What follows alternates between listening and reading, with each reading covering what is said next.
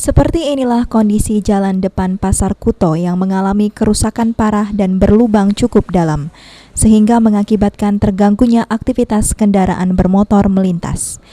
Jalan ini juga kerap membahayakan pejalan kaki. Warga yang bekerja mengaku kerusakan jalan ini sudah berlangsung cukup lama. Pak, bisa diberikan tanggapan Bapak mengenai jalan rusak di Pasar Kuto ini, Pak? Tanggapan saya sebagai warga ini ya kalau bisa diperbaiki, jangan sampai banyak lubang kan, itu kan mengganggu lalu lintas. Apalagi banyak tukang beca rakyat kecil sini kan.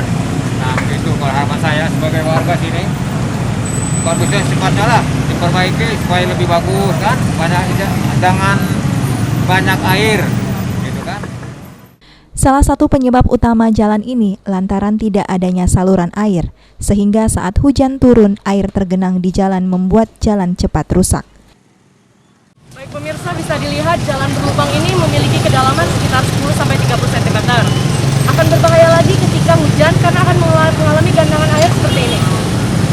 Untuk pengendara sepeda motor akan lebih membahayakan lagi karena dia tidak bisa membedakan mana lubang dan mana genangan air biasa.